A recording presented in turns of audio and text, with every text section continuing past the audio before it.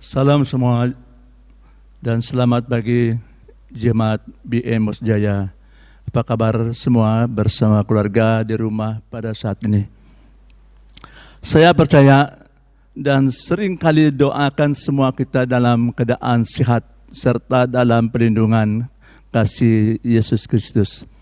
Syukur kita naik kepada Tuhan Yesus atas anugerah serta perlindungannya bagi kita. Bapak Ibu, pada minggu ini kita sudah masuk 22 minggu. Kita tidak mengadakan ibadah atau kebaktian di gereja, di mana kita beribadah melalui online di YouTube atau Facebook di rumah masing-masing. Ini karena atas fakta keselamatan serta pencegahan daripada wabak virus COVID-19 yang telah kita lalui bersama. Jemaat Tuhan yang saya kasihi, pada pagi ini saya ingin memaklumkan pengumuman khas untuk semua jemaat BM Musjaya. Setelah mesyuarat Majelis Gereja diadakan pada 15 Ogos yang lalu, kami telah membuat satu keputusan serta tindakan susulan untuk memulakan ibadah raya atau kebaktian di gereja BM Musjaya pada 6 hari bulan September nanti, bersamaan hari Ahad, yaitu jam 9 pagi. Kebaktian ini hanya akan diadakan hanya satu sisi ibadah saja. Saya galakan jemaat yang akan hadir untuk datang lebih awal.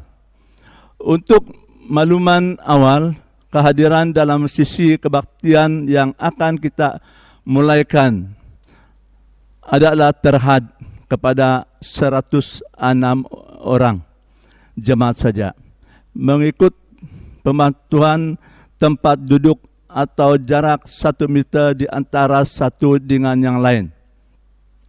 Di mana bagi mereka yang akan mengantar atau meresponi kehadiran melalui pengisian borang Google Form yang akan disediakan oleh pelayanan media gereja kita saja yang akan diterima masuk dalam gereja.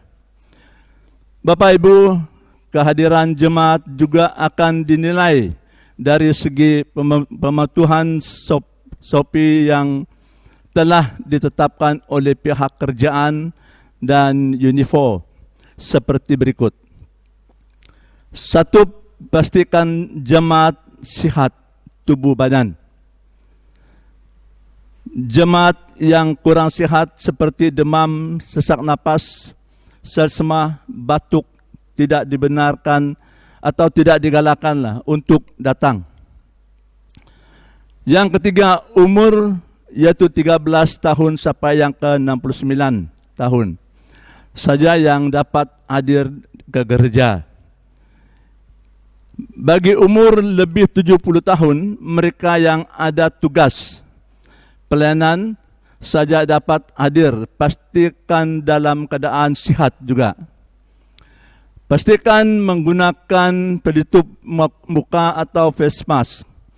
Sentiasa mematuhi penjarakan sosial 1 meter dengan yang lain.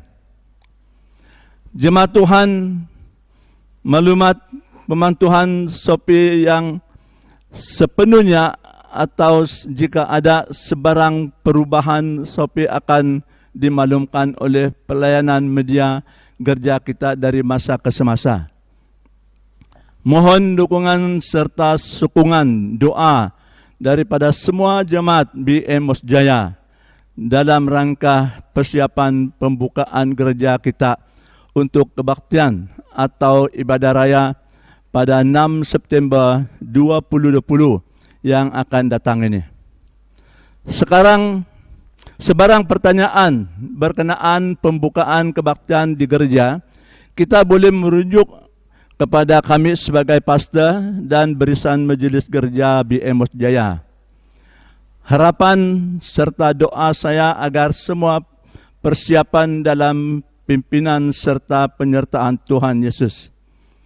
Jumpa Anda semua dalam kebaktian atau ibadah raya gereja kita pada 6 September nanti. Sekian, terima kasih, Tuhan memberkati.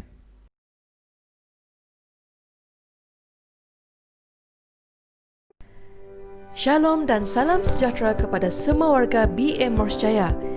Ini adalah video bagi SOP sebelum, semasa dan selepas ibadah di gereja BM Morse Jaya. Sebagai peringatan, setiap jemaat wajib memakai pelitup muka ataupun face mask sebelum memasuki ruangan ibadah. Mereka yang tidak memakai pelitup muka ataupun face mask tidak akan dibenarkan masuk ke dalam ruangan gereja. Kanak-kanak di bawah umur 13 tahun dan warga emas berumur 17 tahun dan ke atas juga tidak dibenarkan untuk hadir. Sebagai peringatan, jemaat yang kurang sihat dan mengalami simptom seperti demam, sesak nafas, selesema dan batuk tidak dibenarkan untuk hadir ke gereja. Penggunaan pelitup muka dan face mask adalah diwajibkan untuk setiap jemaat gereja. Sila patuhi penjarakan sosial 1 meter dan mengikut tanda aras yang telah ditetapkan. Sebelum masuk ke ruangan gereja, sila beratur untuk pemeriksaan suhu badan. Bagi suhu badan 37.5 degree Celsius dan ke atas tidak akan dibenarkan untuk masuk ke ruangan gereja. Sebelum masuk ke ruangan gereja, anda hendaklah mendaftar kehadiran anda di ruang yang telah disediakan. Sebagai peringatan sekali lagi, sila muat turun aplikasi My Sejahtera ke dalam telefon anda dan scan QR code yang telah disediakan.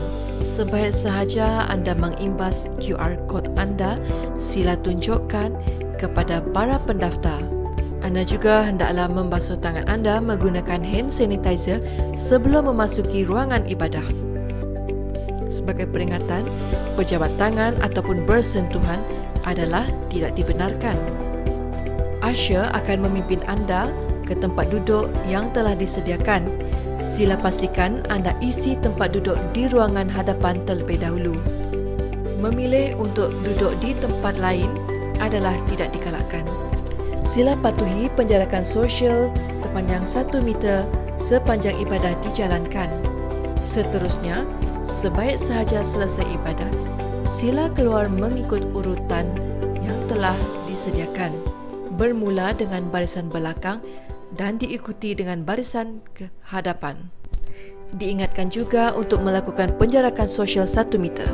Sebagai peringatan kita bersama, aktiviti makan bersama selepas upacara ibadah tidak akan dilakukan. Ini adalah bagi menghormati SOP yang telah disediakan. Sekian, terima kasih. Jumpa anda lagi pada minggu hadapan. Semoga Tuhan terus memberkati.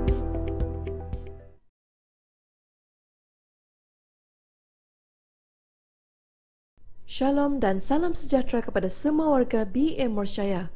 Berikut merupakan garis panduan pembukaan gereja BEM Morse Jaya untuk beribadah mulai pada 9 September 2020 pada jam 9 pagi. Pertama adalah cara mendaftar. Bagi jemaat yang ingin menghadiri ibadah Ahad, anda dikehendaki untuk mengisi Google Form terlebih dahulu sebelum hari Jumaat pada setiap minggu. Seterusnya, kehadiran juga hanya terhad kepada 106 orang sahaja pada setiap sesi ibadah.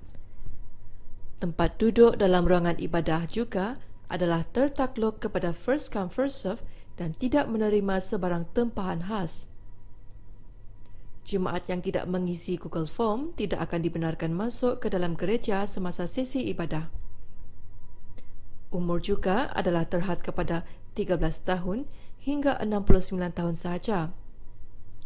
Adalah diwajibkan untuk anda sihat tubuh badan, iaitu tidak mengalami simptom ataupun gejala demam, iaitu melebihi 37.5 darjah Celsius, batuk, sakit tekak atau sesak nafas. Kedua adalah SOP semasa beribadah. Pertama adalah penjarakan sosial. Anda digalakkan untuk mengamalkan penjarakan sosial sejauh 1 meter pada keadaan seperti pertama, jarak tempat duduk dalam ruangan gereja.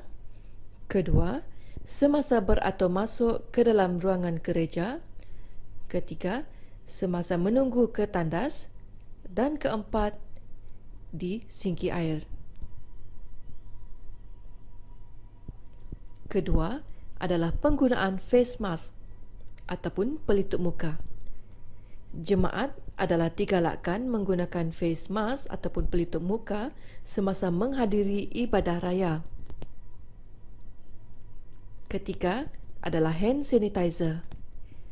Setiap jemaat digalakkan untuk membawa hand sanitizer sendiri selain menggunakan hand sanitizer sebelum masuk ke dalam ruang awan hall selepas menulis suhu badan. Dan yang keempat adalah pemeriksaan suhu badan. Setiap jemaat akan diperiksa suhu badan sebelum masuk ke dalam ruangan gereja. Seterusnya, tanggungjawab sebagai jemaat. Pertama, anda hendaklah mengikut jadual upacara ibadah yang telah ditetapkan. Pastikan diri anda sihat dan anda digalakkan untuk menggunakan pelitup muka ataupun face mask sepanjang masa semasa berada di ruangan gereja. Anda juga tidak digalakkan untuk saling bersalaman di antara satu sama lain. Adalah diwajibkan untuk mengisi jadual kehadiran sama ada dengan mengimbas kod QR, mengisi buku kehadiran ataupun menggunakan aplikasi MySejahtera. Digalakkan juga untuk membawa pen sendiri untuk mengisi buku kehadiran. Bagi jemaat yang tidak dapat hadir ke gereja, siaran langsung ibadah akan ditayangkan di laman YouTube BM Mursyaya Official pada setiap hari Ahad jam 9 pagi. Terima kasih dan selamat beribadah.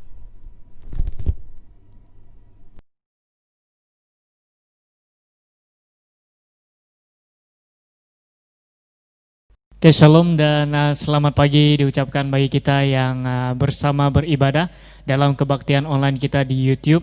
Sekali lagi saya mengucapkan selamat bertemu jemaat Tuhan yang bersama mengikuti kebaktian ini. Nah, jemaat Tuhan sekalian, sebelum kita meneruskan kebaktian kita pada pagi ini, mari kita terlebih dahulu datang kepada Tuhan di dalam doa. Mari kita doa bersama. Bapa kami di sorga, saat ini kami bersyukur kepadamu Tuhan, karena kami diberikan kesempatan ini untuk kami dapat beribadah, memuji nama Tuhan, serta mendengar firman-Mu yang menjadi kekuatan akan kerohanian kami untuk sentiasa dibangun dan sentiasa disegarkan dengan firman Allah yang hidup dan kuat. Ya Bapa, saat ini kami menyerahkan setiap jemaah-Mu Tuhan yang pada hari ini bersama menonton dalam live streaming di YouTube maupun di Facebook. Kami bersama menyerahkan mereka dalam tangan Tuhan, agar Tuhan terus melawat mereka, Tuhan terus meneguhkan setiap iman yang jemaat-Mu yang mendengar pada pagi ini. Ya Tuhan, kiranya jemaat-Mu Tuhan yang mendengar pada pagi ini dalam keadaan yang kelemahan tubuh, kami berdoa agar Tuhan memberikan kesembuhan dan memberikan pemulihan bagi kesehatan mereka. Dan mungkin dalam kalangan jemaah-Mu yang mendengar firman Tuhan maupun khotbah pada pagi ini dalam pergumulan, kami berdoa agar Tuhan memberikan kelegaan, damai dan juga kelepasan dalam diri mereka. Terima kasih Bapa, kami menyerahkan semua ibadah kami dari awal hingga selesainya. Biarlah pimpinan Tuhan berserta dengan anak-anak-Mu. Hanya di dalam nama Tuhan Yesus kami syukur dan berdoa. Amin.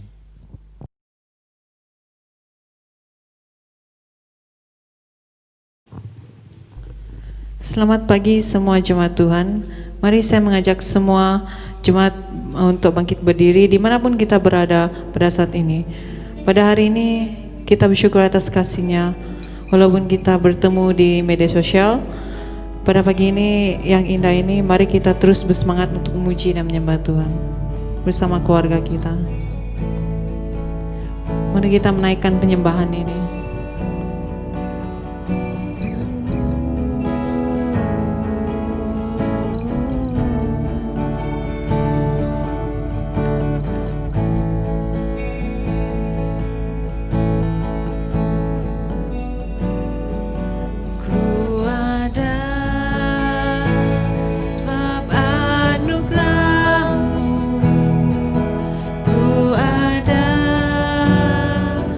Karena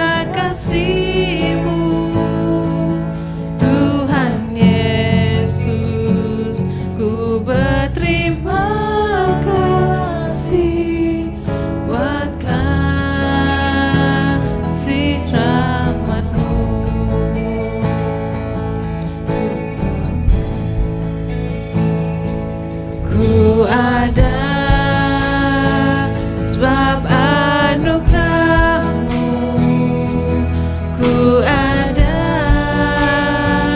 karena kasih-Mu Tuhan Yesus. Tuhan Yesus, ku berterima kasih buat kasih rahmat-Mu. Mari katakan, terima kasih Yesus, Yesus, terima kasih, hanya anugerah-Mu buat hidupku sekarang. Ku kan memuji-Mu selamanya. Yes, Lord. Ada sebab anugerah-Mu. Kami datang padamu pada pagi ini ya Bapa, dengan kesyukuran kami ya Bapa. Tuhan Yesus, ku berterima kasih buat kasih rahmat-Mu. Terima kasih Tuhan. Terima kasih Yesus, terima kasih. Oh, terima kasih, hanya anugerah-Mu buat hidupku sekarang. Ku kan memuji-Mu selamanya. Katakan terima kasih. Terima kasih Yesus.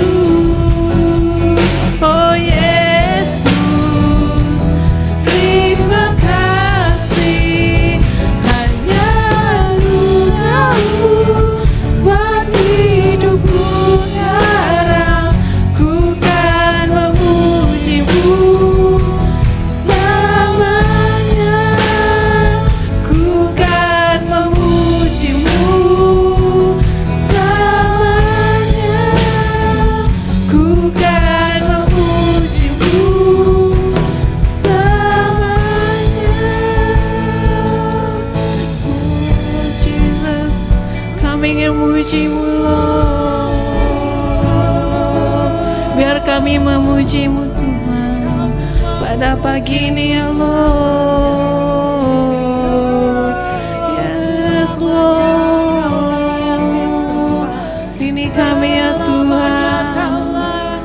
Oh Yesus.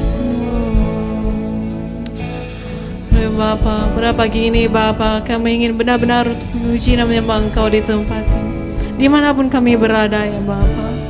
Kami percaya hadirat-Mu bersama-sama kami ya Tuhan Yesus. Haleluya Tuhan, haleluya Yesus, haleluya Roh Kudus, haleluya, haleluya. Mari kita terus muji Tuhan, karena kasih-Nya begitu besar bagi kita. Haleluya. Kita terus muji Tuhan.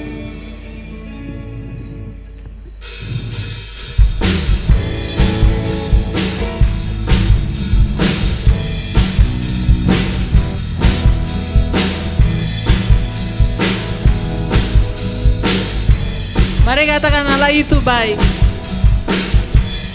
Allah itu baik, sungguh baik bagiku. Ditunjukkannya kasih setianya.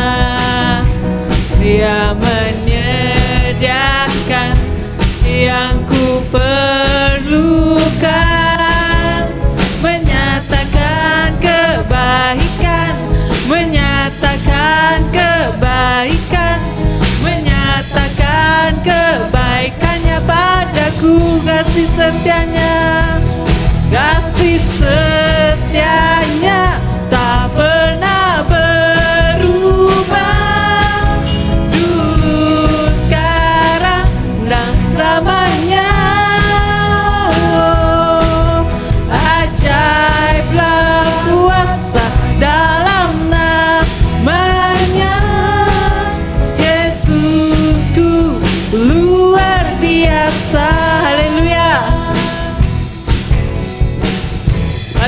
Tuhan Allah itu baik. Allah itu baik, sungguh baik bagiku. Amen. Kasih setianya, yang menyediakan yang ku perlukan, menyatakan kebaikan, menyatakan kebaikan, menyatakan kebaikannya padaku. Kasih setianya, tak pernah berubah, dulu, sekarang, dan selamanya.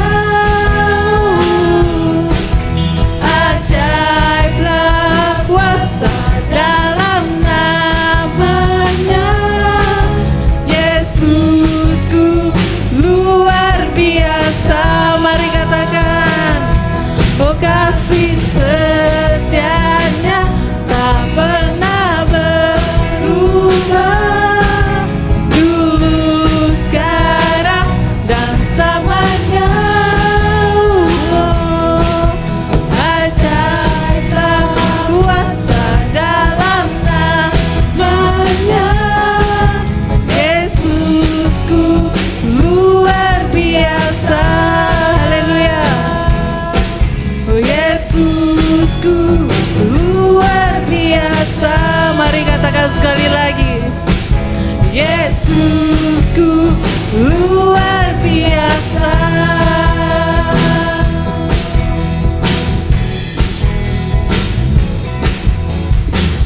Haleluya. Mari kita terus mengatakan kasih Tuhan itu tiada kesudahan. Haleluya.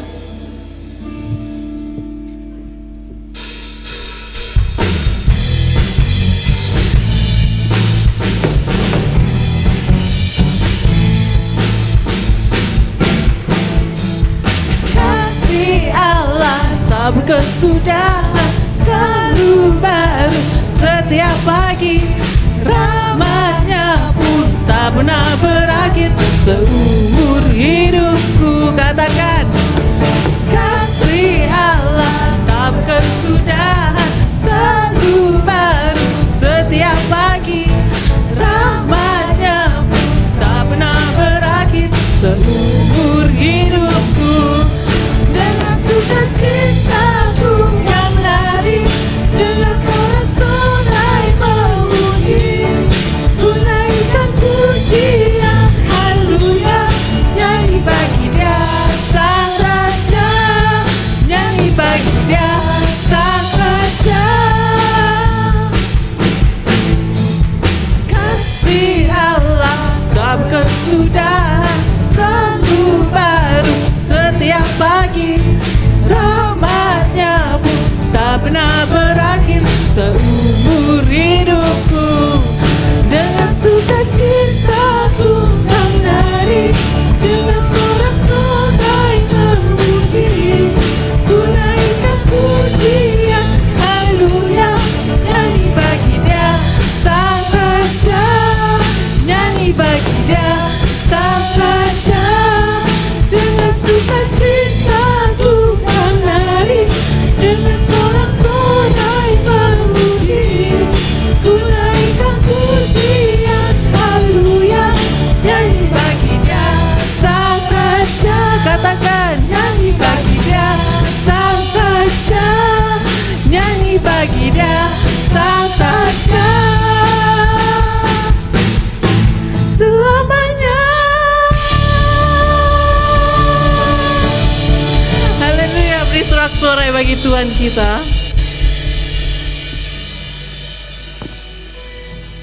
Sebelum kita mendengar sabda firman Tuhan, mari kita mempersiapkan hati kita mendatangi hadapan Tuhan. Persiapkan tubuh dan jiwa kita untuk mendengar sabda-Nya lewat hamba-Nya.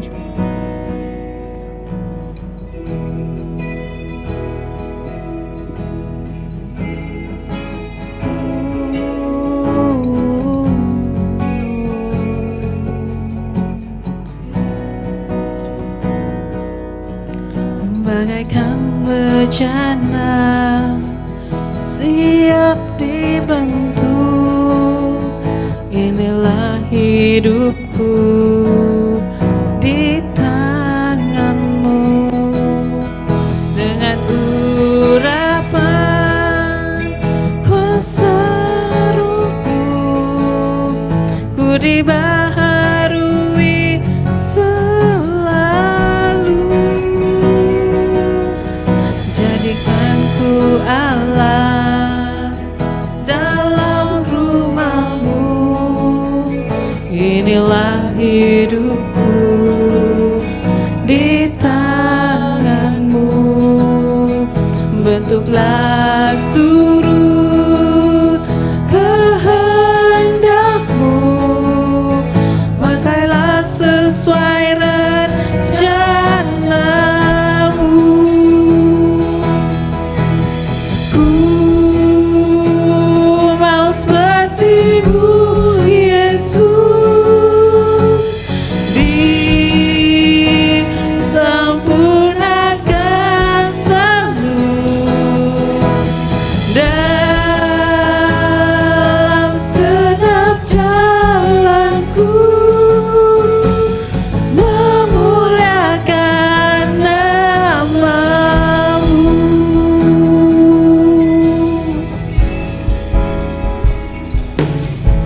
Bagaikan bejana, siap dibentuk, demikian hidupku di tanganmu. Dengan urapan kuasa Rohmu, ku dibaharui selalu.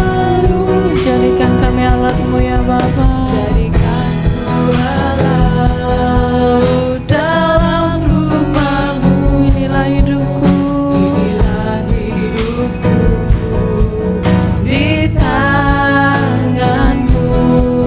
Bentuklah turut kehendakmu, pakailah sesuai rencanamu. Ku mau seperti-Mu Yesus,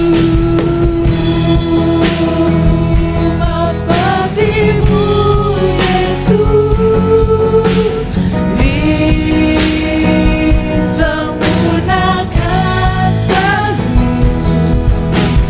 dalam setiap jalanku, memuliakan nama-Mu. Ku mau seperti-Mu, oh, mau seperti-Mu Yesus, disempurnakan selalu dalam setiap jalanku, memuliakan nama-Mu, memuliakan nama-Mu. Yes Lord, memuliakan nama-Mu. Ya Bapa, kami hanya ingin muliakan Engkau dalam kehidupan kami. Jesus.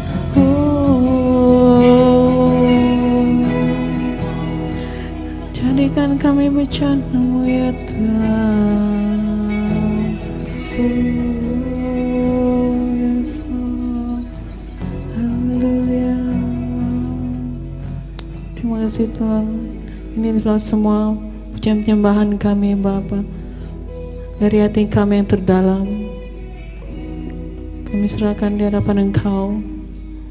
Hanya Engkau yang layak dimuliakan, ditinggikan di antara kami ya Bapa. Haleluya, haleluya Yesus.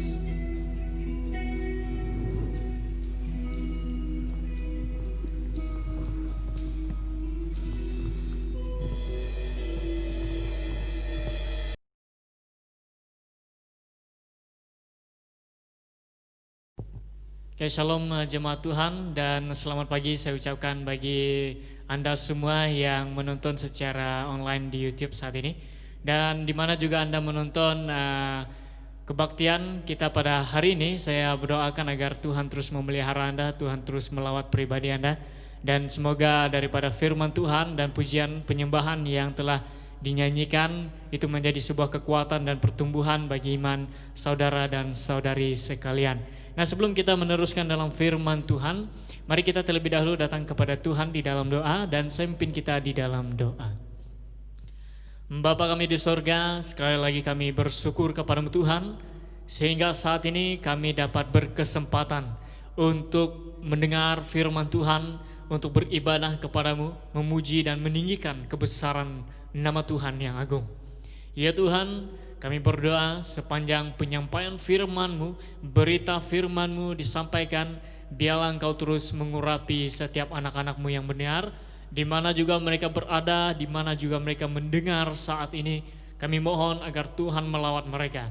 Ya Tuhan, biarlah apa yang disampaikan pada hari ini menjadi sebuah berkat bagi setiap anak-anak-Mu yang bersama mengikuti kebaktian ini, supaya lewat daripada firman Tuhan yang disampaikan, anak-anak-Mu tidak akan pulang dengan kosong, tetapi penuh dengan pimpinan Tuhan, penuh dengan pembaharuan dari Tuhan. Terima kasih Bapa, hanya di dalam nama Tuhan Yesus kami ucap syukur dan berdoa. Amin. Ya jemaat Tuhan yang kukasihi dalam Tuhan Yesus Kristus, jadi pada hari ini saya ingin mewakili kita untuk melihat dalam sebuah tema yang saya bawakan bagi kita, yaitu mentality dalam pelayanan. Saya percaya bahwa setiap pribadi kita, musuh utama kita adalah pemikiran kita sendiri, dan juga dalam mana juga kita menghadapi satu perkara, mentality lah yang menjadi pautan pertama kita sebelum kita melangkah ke satu tempat. Karena manusia banyak berlawan ataupun berdebat dengan mentality sendiri. Kadang-kala ada dalam hatinya mengatakan ya benar, tapi setelah difikirkan semula salah. Jadi pada hari ini saya membawa kita untuk melihat dalam sebuah tema yang saya bawakan bagi kita, yaitu mentality dalam pelayanan. Jadi apakah mentality kita di dalam sebuah pelayanan, di pelayanan Tuhan.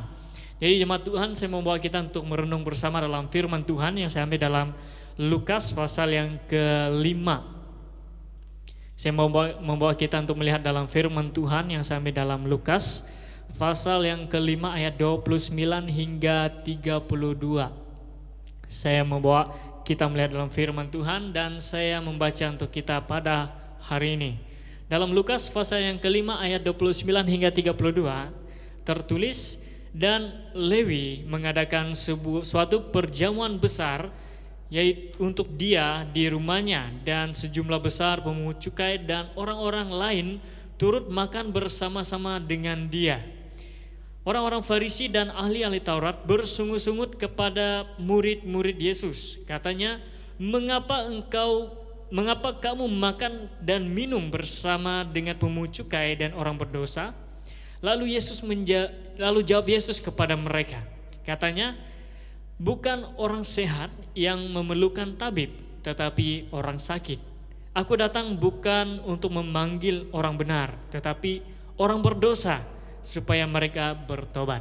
Jadi inilah merupakan firman Tuhan yang saya bawakan bagi kita pada hari ini tentang sebuah mentality kita dalam pelayanan. Dan ini jemaat Tuhan, sebelum kita menyelusuri dalam firman Tuhan yang saya akan sampaikan pada hari ini, saya membawa kita untuk melihat sedikit sebanyak dalam sejarah ataupun latar belakang daripada kronologi penceritaan dalam Lukas pasal yang ke-5 ini. Jadi kalau kita sama-sama melihat apa yang terjadi dalam Lukas pasal yang ke-5 dari ayat yang 27 sebenarnya, itu penceritaan awal dari 27 hingga 32, tapi saya ambil dari ayat 29. Jadi kalau kita melihat secara sekilas dalam pada teks yang telah dibacakan, itu merupakan suatu peristiwa di mana Yesus dijemput orang Lewi ataupun disebut sebagai pungut cukai, ataupun lebih khusus namanya kalau kita melihat dalam Matius dan juga Markus disebut sebagai Matius. Jadi Matius si pungut cukai. Itu Yesus dijemput oleh Matius ini untuk mengikuti perjamuan besar di rumahnya, di mana Yesus sudah membawa dia. Dan kalau kita melihat dalam perjamuan yang dilakukan oleh Matius ini, mereka itu dijemput, banyak orang yang dijemput. Jadi dalam perjamuan itu didatangi ramai orang dari berbagai status kehidupan. Jadi ramai yang dikatakan sebagai pungut cukai, orang berdosa, dan orang ramai di sana disebut sebagai orang lain. Jadi banyak dari berbagai status, dan termasuk juga ada kehadiran orang-orang Farisi dan ahli-ahli Taurat.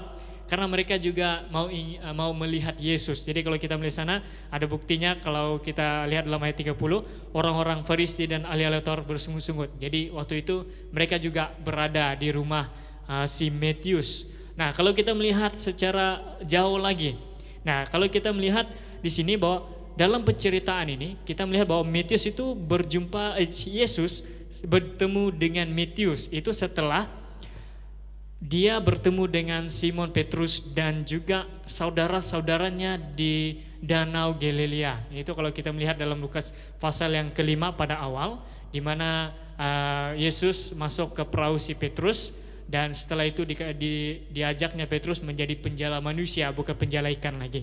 Jadi itu yang kita lihat bahwa Yesus mengajak Simon Petrus dan saudara-saudaranya untuk mengikutinya dalam pelayanan. Dan juga di dalam perkara ini Yesus sedang memperlengkap setiap para murid, yaitu Petrus dan juga saudaranya, itu yang disebut sebagai anak muridnya, dengan pengetahuan dan pengalaman yang secara praktikal. Jadi kalau kita melihat secara ringkas dalam penceritaan sebelum teks ini, di mana Yesus membawa si Simon Petrus dan juga saudara-saudaranya melihat yang pertama adalah mengusir roh jahat di rumah Allah, yaitu di sinagog, di mana kita melihat di sana adanya kelepasan. Itu kalau kita lihat dalam Markus pasal yang pertama ayat 21 hingga 28, ada penceritaan di sana, ada roh jahat dikeluarkan di rumah Tuhan, dan juga ada kesembuhan terjadi di mana Yesus mengadakan mukjizat. So itu yang terjadi di mana Yesus sendiri memperlihatkan kepada para muridnya ataupun Petrus dan saudara-saudaranya tentang mukjizat kekuasaan Tuhan. Dan juga kalau kita melihat dalam Matius pasal yang ke-8 23 hingga 27, di mana adanya Yesus mengatasi kuasa alam, yaitu dia meredakan angin ribut ketika mereka di atas kapal. So itu yang kita lihat. Dan juga beberapa pengajaran firman Tuhan, di mana kalau kita lihat dalam Matius pasal yang ke-5 itu khotbah di bukit. Jadi pada ayat yang kita lihat ini dalam teks yang 29 hingga 32 ini, jadi Yesus ingin memberikan nasihat ataupun menerangkan sebuah perkara, bagaimana respon orang yang percaya kepada Tuhan. Jadi itu dia menegaskan pada setiap orang yang percaya kepada Tuhan untuk bertindak. Jadi ini kalau kita dalam teks tadi itu dalam Lukas pasal yang ke-5 ayat yang 29 hingga 32. Nah, jadi pada hari ini apa yang kita ingin belajar daripada firman Tuhan yang disampaikan dalam Lukas pasal yang ke-5 ayat 29 hingga 32. Jadi kita akan belajar tentang dua mentality. Jadi kalau disebut kayak dua mentality adalah dua pribadi yang berbeza. Jadi yang pertama kita lihat adalah mentality orang Farisi dan juga ahli Taurat. Jadi apakah mentality mereka orang Farisi ini dalam pelayanan? Nah, kalau kita melihat dalam ayat yang ke-30, kita melihat di sana bahwa mereka bersungut-sungut dan tidak senang melihat perbuatan yang dilakukan oleh Yesus dan para muridnya, di mana mereka bergaul. Artinya kalau dalam perkataan ini mereka bukan saja duduk, artinya mereka makan bersama dalam lingkungan orang yang berdosa, yaitu pemungut cukai dan orang-orang yang berdosa. Kalau kita melihat dalam ayat yang ke-30, saya baca untuk kita. Orang-orang Farisi dan ahli-ahli Taurat bersungut-sungut kepada para murid-murid Yesus. Katanya, mengapa kamu makan dan minum bersama-sama dengan pemungut cukai dan orang berdosa? Jadi ini satu peristiwa di mana Yesus itu bukan sahaja duduk, bukan sahaja ada waktu yang tidak sengaja, tetapi ini suatu yang bukan kebetulan, tapi ini suatu yang disengajakan oleh Yesus untuk bersama dengan mereka. Jadi dia makan dan minum bersama. Artinya satu pergaulan di mana dia sangat akrab bersama dengan orang-orang berdosa. Jadi apa yang kita lihat? Jadi mentaliti orang Farisi dan ahli Taurat ini, mereka bersungut-sungut dan tidak senang melihat perbuatan Yesus ini. Apa yang menyebabkan mereka merasakan sedemikian? Jadi ada dua perkara yang saya bawakan bagi kita. Mengapa dia berpikir sedemikian? Mengapa ahli-ahli Taurat dan orang Farisi ini berpikir sedemikian? Jadi yang pertama adalah mereka melihat kepada hal popularity ataupun sebagai kata nama baik. Itu sebagai kata orang nih nama baik seseorang. So itu yang dilihat oleh orang Farisi dan ahli Taurat. Dia melihat kepada popularity dan juga nama baik mereka. Jadi mereka tidak mau bergaul dengan orang berdosa ini karena bagi pandangan mereka bergaul dengan orang yang berdosa ini sebagai sebuah penghinaan besar. Kenapa? Karena mereka ini ada pangkat sudah di bahu mereka sebagai orang yang dikatakan seorang pemimpin secara rohani yang sudah disegani oleh masyarakat bahwa mereka ini membawa pengajaran dalam Taurat, orang yang lebih mendalami firman Tuhan, orang yang mengetahui tentang kebenaran Taurat. Tapi mereka ini karena mereka sangat menjaga nama baik, menjaga nama mereka supaya tidak tercemar, maka mereka tidak mau bercampur dengan orang-orang berdosa ini. Karena akibatnya kalau mereka bercampur, artinya mereka sedang mencemarkan pribadi mereka. Jadi itu yang dilihat oleh mereka. Jadi mereka melihat kepada nama baik itu sebagai pemimpin rohani itu harus dipertahankan, harus dipelihara di hadapan halayak ramai. Jadi itu yang dilihat oleh orang Farisi dan ahli Taurat. Mengapa kamu makan dan minum bersama orang-orang berdosa? Jadi pemikiran oleh ahli Taurat ini adalah mereka harus menjaga pribadi mereka supaya tidak dilihat orang bahwa mereka ini berkompromi dengan orang berdosa. Jadi itu yang mereka mau perhatikan, nama baik, supaya kalau mereka ini bergaul dengan orang berdosa, pandangan orang akan kata mereka juga berdosa. Tapi di mana yang kita belajar bahwa kalau artinya bergaul itu tidak sama artinya berbuat dosa. Jadi kalau kita melihat dalam situasi ini, orang Farisi takut untuk bergaul karena mereka mau nama baik mereka sentiasa dipelihara. Tetapi kalau kita melihat dari sudut mana yang kita ingin belajar pada hari ini melalui apa yang dipelajari, bergaul itu tidak sama dengan berbuat dosa. Jadi kalau kita bergaul, kita bercakap dan kita mengikuti mereka tanpa kita berbuat dosa, artinya itu perkara yang kita ingin memberikan sebuah komunikasi dan perhubungan dengan mereka. Berbeza dengan kita berbuat dosa. Kalau kita berbuat dosa, artinya itu salah. Jadi yang ini yang menjadi sebuah perkara yang salah juga di dalam umat yang percaya, di mana kalau sudah hidup dalam kepercayaan ataupun sebagai orang Kristen, orang-orang yang berdosa itu dianggap sebagai sampah, itu dianggap sebagai orang yang tidak berguna. Tapi sebenarnya kita sebagai orang yang percaya itu, mereka itu harus kita dekati. Walaupun kita lihat keadaan mereka itu sangat jauh daripada Tuhan, tapi kita jangan pula melakukan dosa, itu salah. Kita bergaul itu tidak salah, tapi berbuat dosa, mengikuti dengan mereka itu berkompromi dengan dosa, artinya kita sedang berdosa juga. Nah, itu yang pertama, di mana dilihat oleh orang Farisi dan ahli Taurat ini, bahwa mereka melihat kepada popularity dan nama baik sehingga mereka berkata sedemikian. Dan seterusnya adalah mereka melihat kepada standar dan juga status diri. Jadi di mana saya katakan bagi kita tadi bahwa orang Farisi dan ahli Taurat ini adalah pemimpin kerohanian. Kalau disebut sebagai pemimpin kerohanian, mereka ini adalah orang yang mendalami akan Taurat Tuhan, mendalami dengan kebenaran kitab. Ya, banyak kitab yang mereka sudah pelajari. Mereka ini orang kata ini memang champion sangatlah dengan firman Tuhan. Jadi tidak ada satupun yang mereka tidak tahu. Jadi itu yang mereka jaga. Dari tahap kerohanian yang mereka miliki itu sebagai perkara yang menjadi jurang sosial bagi orang-orang lain, di mana mereka menganggap mereka itu sebagai orang yang sungguh alim, orang-orang kudus, sehingga harus mereka memberikan diri mereka sebagai sebuah kelompok, bahwa mereka ini tidak dapat bergaul dengan orang-orang yang berdosa.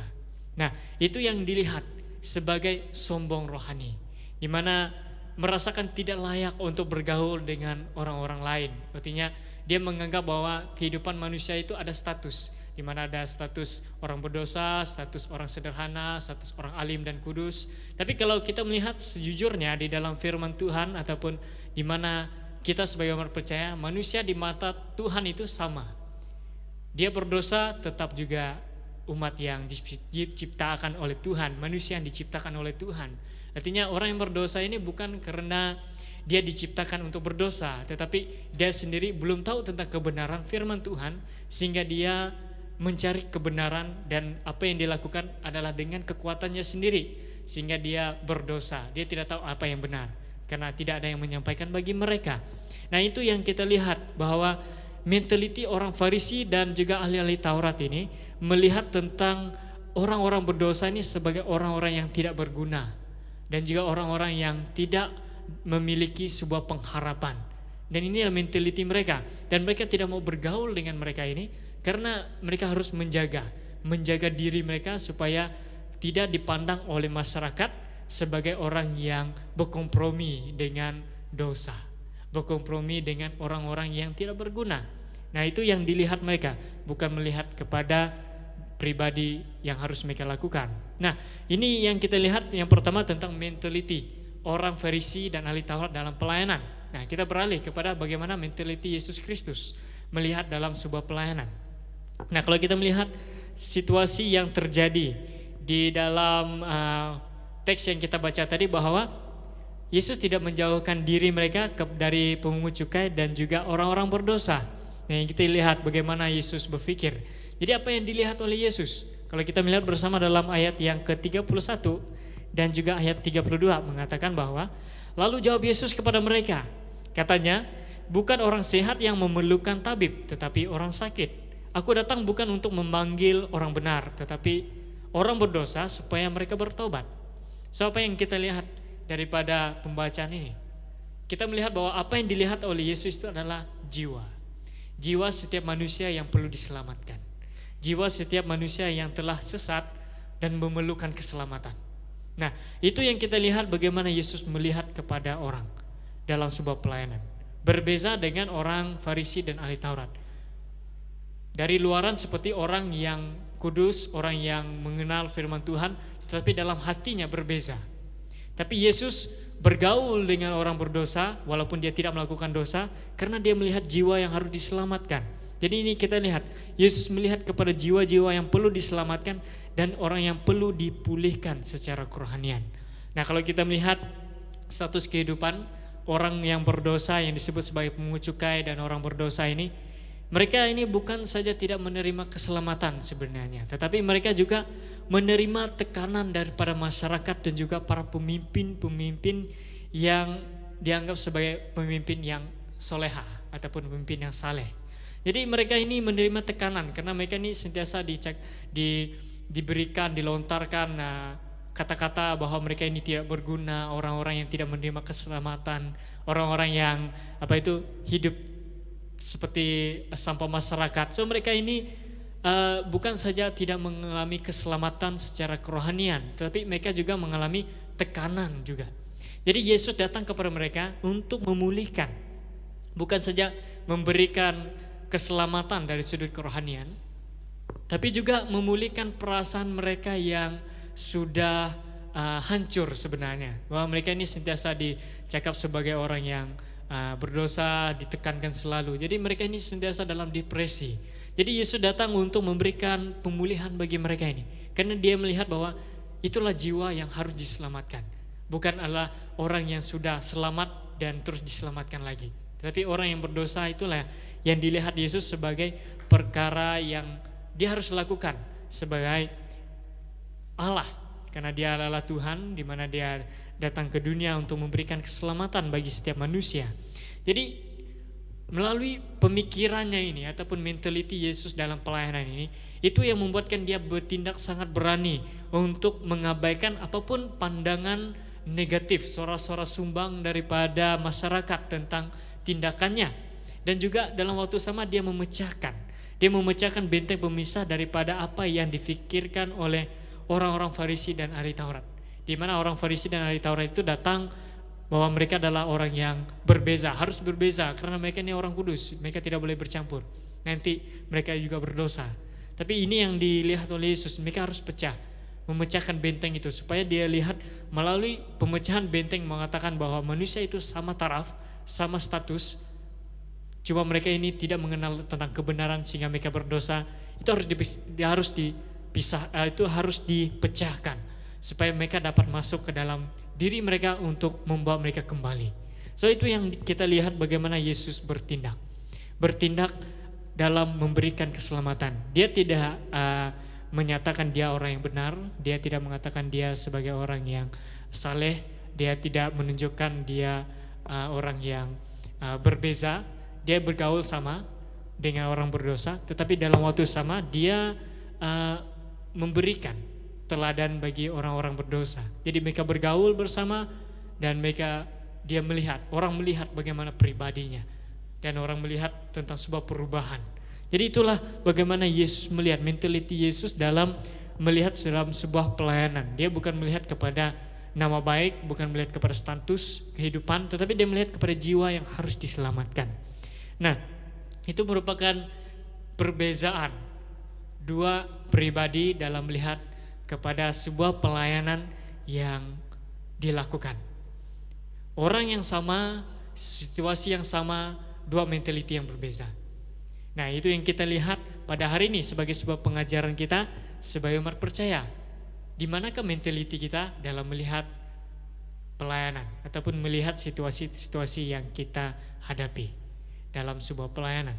Apakah kita ingin melayani karena kita ada jawatan, kita ingin melayani karena kita disuruh untuk melayani, ataupun kita melayani karena hati kita, di mana Tuhan menetapkan dalam hati kita untuk memberikan berkat kepada orang lain, ataupun kita itu sebagai berkat bagi orang yang belum mengenal Kristus, sehingga kita itu sebagai teladan dan cermin Kristus. Nah, itu yang kita lihat pada hari ini. Dan sebagai kesimpulan bagi kita hari ini, Kristus dan gereja itu harus berjalan seiring, karena gereja harus meneladani nilai Kristus dan mencerminkan pribadi Kristus kepada dunia. Mengapa saya katakan bahwa gereja itu harus mencerminkan pribadi Kristus kepada dunia? Karena gerejalah orang yang pertama mendengar tentang firman Tuhan. Gerejalah yang tempat pertama orang yang tahu tentang firman Tuhan. Saya maksudnya gereja bukan gedung, tapi pribadi kita yang mengenal Kristus.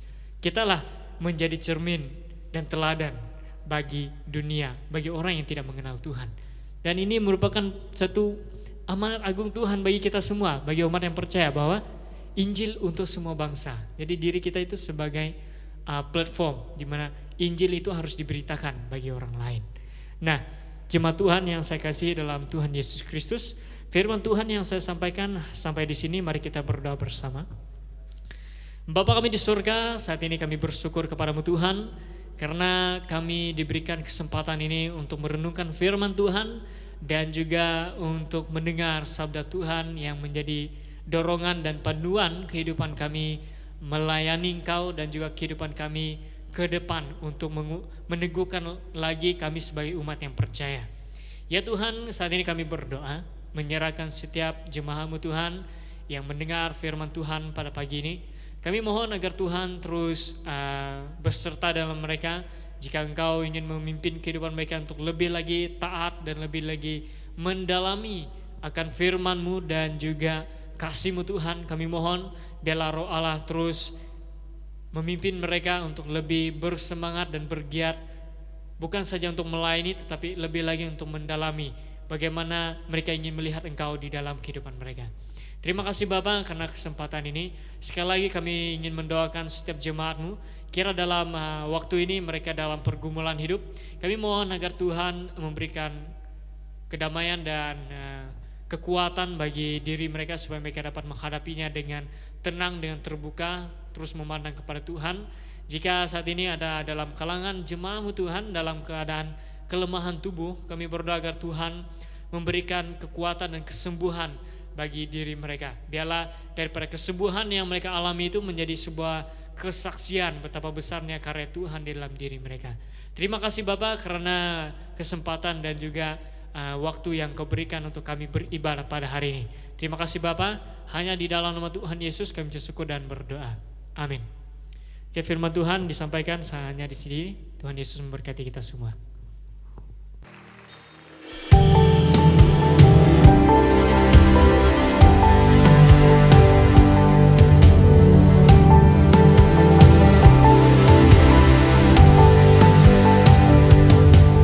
Sungguh Engkau tahu tak ada yang tersembunyi dari kata, Kau tampung air mataku. Hanya padamu ku berserah.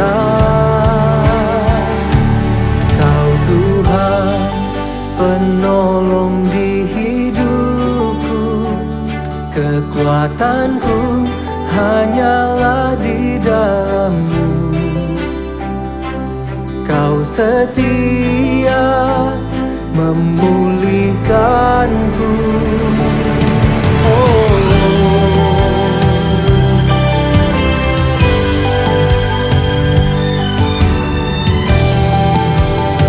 mari naikkan pujian ini bersama-sama.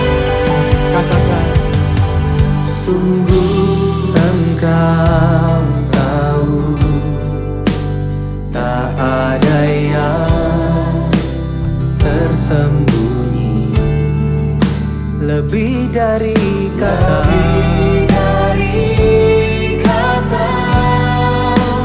Kau tampung air mataku. Hanya padamu ku berserah. Kau Tuhan penolong di hidupku, kekuatanku